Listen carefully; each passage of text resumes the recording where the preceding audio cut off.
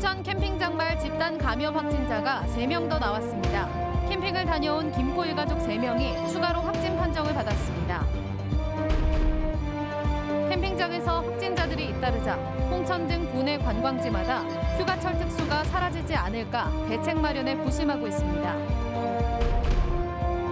코로나19 여파로 최대한 다른 사람과의 접촉을 피하는 분위기가 짙어지면서 비대면 시장이 급성장하고 있습니다. 장마 전선이 북상하면서 주말 사이 영서 지역에는 최대 250mm 이상의 많은 비가 내리겠습니다. 비 피해 대비가 필요합니다.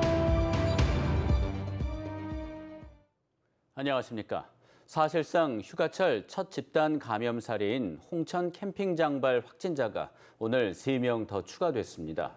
방역당국은 홍천 캠핑을 다녀온 6가족 가운데 김포 일가족 3명이 오늘 추가로 확진 판정을 받았다고 밝혔습니다. 이로써 캠핑장 집단 감염 환자는 전체 6가족 18명의 절반인 9명으로 늘었습니다. 앞서 확진된 속초 부부 관련 접촉자는 모두 음성 판정을 받은 가운데 밀접 접촉한 도민 27명이 자가격리됐습니다. 아직까지 홍천 캠핑장 집단 감염의 최초 감염 경로는 밝혀지지 않았고 방역당국은 휴가철 야외 감염에 거듭 주의를 당부했습니다.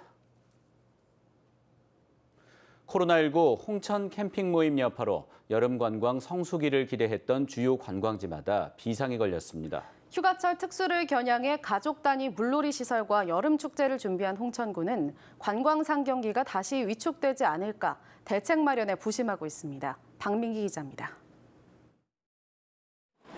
코로나19 확산 방지를 위해 드라이브스루 형태로 열린 홍천 찰옥수수 축제장. 다른 사람과의 접촉을 최소화하는 동선으로 이뤄져 문을 열자마자 옥수수를 사려는 차량이 이어집니다. 예년과 같은 떠들썩한 분위기는 사라졌지만 온라인 판매량도 급증하는 등 홍천 찰옥수수 명성은 여전합니다. 하지만 홍천 캠핑 모임으로 인한 불안감이 확산되면서 축제를 통한 관광객 유치에는 빨간불이 켜졌습니다. 홍천이 여지금 청정 지역이었었는데 외부에서 오셔가지고 그게 발생이 되는 바람에 이제 홍천이 이미지가 사실은 별로 안 좋죠. 올 초 코로나19 확진 환자가 방문한 뒤 5개월 동안 직원 30%를 휴가 조치한 홍천 대형 리조트도 홍천 캠핑 모임 사태에 바짝 긴장하고 있습니다. 여름 성수기를 맞아 이달 중순부터 객실 예약이 늘어나 평일 60%, 주말 90%를 회복했는데 타격을 입지 않을까 우려하고 있습니다. 또 홍천군이 가족 단위 소규모 관광객을 위해 준비한 물놀이 시설이나 캠핑장 등 주요 관광지도 사정은 마찬가지입니다. 홍천군은 홍천 캠핑 모임이 열린 캠핑장 운영자와 접촉 주민 모두가 음성 판정을 받았다며 긴급 진화에 나섰지만 회복세를 보이던 관광 상경기가 위축되지 않을까 걱정입니다. 철저하게 방역을 마쳤습니다. 그리고 접촉자 3분에 대해서 검사를 했는데 모두 음성으로 나왔고요. 안전한 홍천입니다. 많이 홍천 방문해 주시길 부탁드립니다.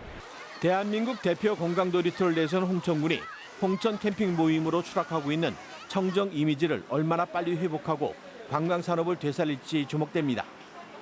MBC 뉴스 박민기입니다.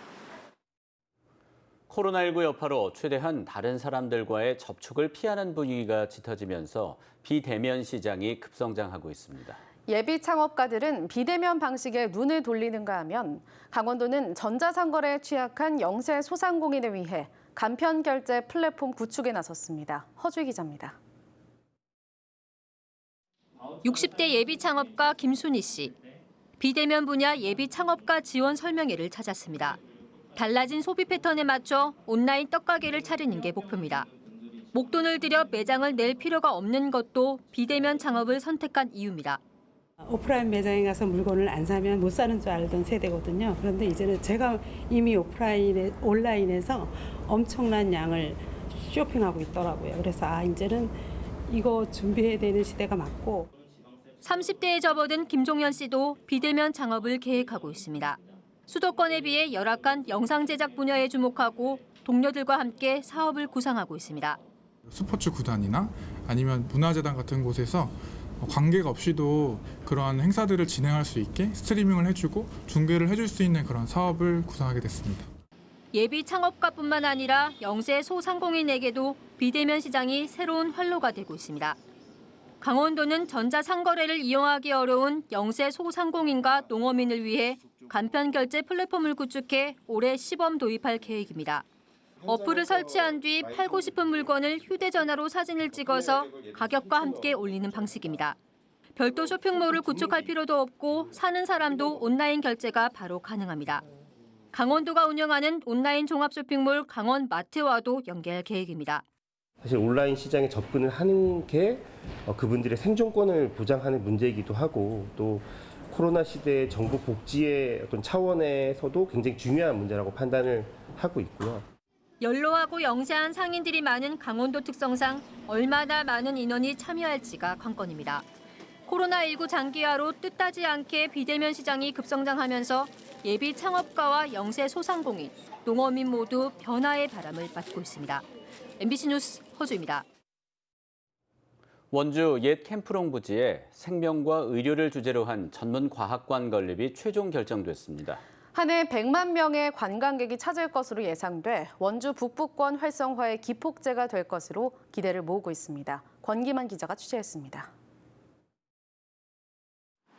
과학기술정보통신부가 국립과학관 건립지로 원주를 선택했습니다.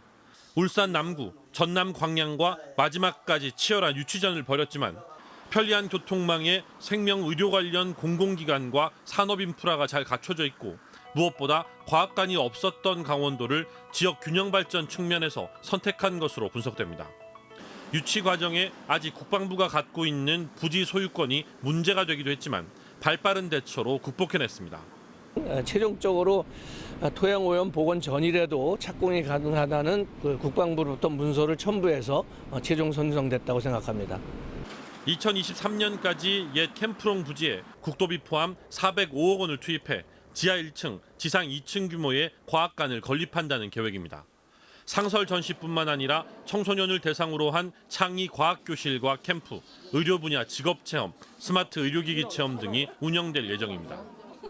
이곳이 과학관이 건립될 예정 부지입니다. 과거 미군들이 소프트볼장과 사병 숙소로 사용한 곳이라 토양정화 절차 없이 바로 착공이 가능합니다.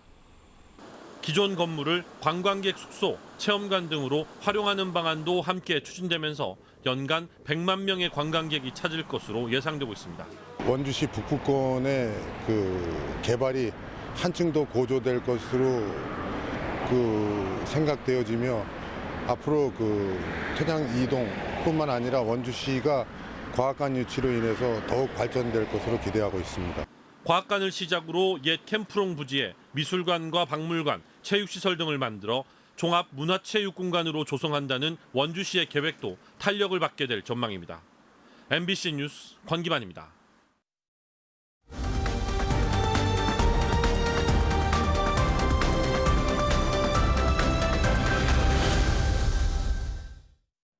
장마 전선이 북상하면서 주말 사이 영서 지역에는 최대 250mm 이상 많은 비가 내리겠습니다.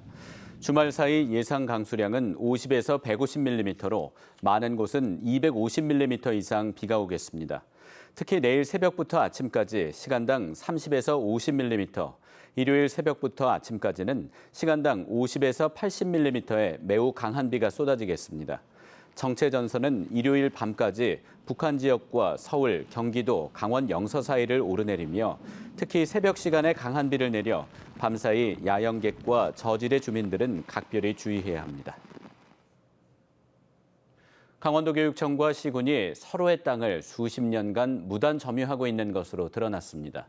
감사원이 지난해 11월부터 12월까지 기관 간 업무 협조 실태를 점검한 결과 도교육청의 무단 점유 면적은 5만 제곱미터에 달했습니다.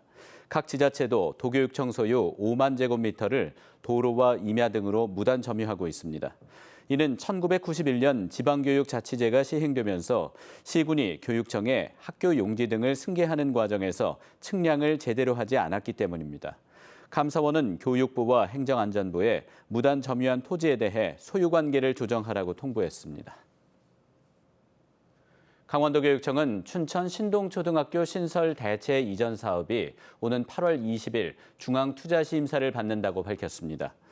도교육청은 지난해 우두초등학교 신설에 대한 심의를 받았지만 인근 학교 분산 배치와 주변 학교 소규모화에 대한 대책이 부족하다며 재검토 결정이 내려졌습니다.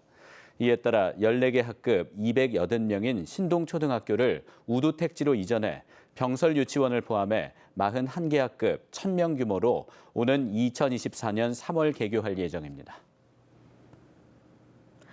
철원에서 뺑소니로 50대 남성을 숨지게 한 운전자가 경찰이 수사망을 좁히자 결국 자수했습니다. 경찰은 뺑소니 혐의로 철원에 사는 50대 김모 씨를 검거했습니다. 김 씨는 어제 새벽 2시쯤 철원군 갈마릅에서 마을 주민 55살 유모 씨를 차량으로 치어 숨지게 하고 달아난 혐의를 받고 있습니다. 경찰은 김 씨를 상대로 사고 경위를 조사하고 피해자 부검을 실시할 예정입니다. 코로나19 영향으로 문을 닫았던 공공수영장과 헬스장이 운영을 재개합니다. 춘천시는 공공체육시설 단계별 재개 계획에 따라 다음 주 화요일부터 수영장과 헬스장을 개방한다고 밝혔습니다. 이번에 개방하는 곳은 국민체육센터와 국민생활관, 근로자 종합복지관 등 3곳입니다.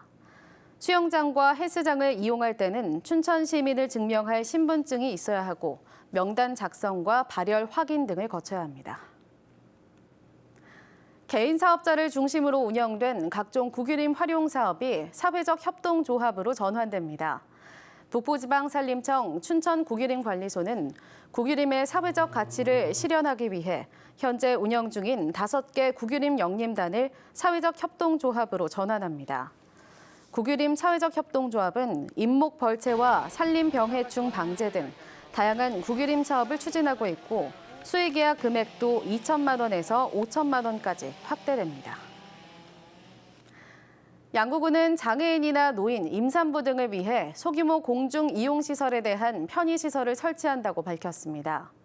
이번에 설치할 편의시설은 관계법령에서 설치를 의무화하지 않은 소규모 공중 이용시설로 현관 자동문이나 경사로, 점자블록, 화장실 이용시설 등의 한 곳당 최대 300만 원까지 지원합니다. 이상으로 뉴스데스크 강원을 마칩니다. 시청해주신 여러분 고맙습니다.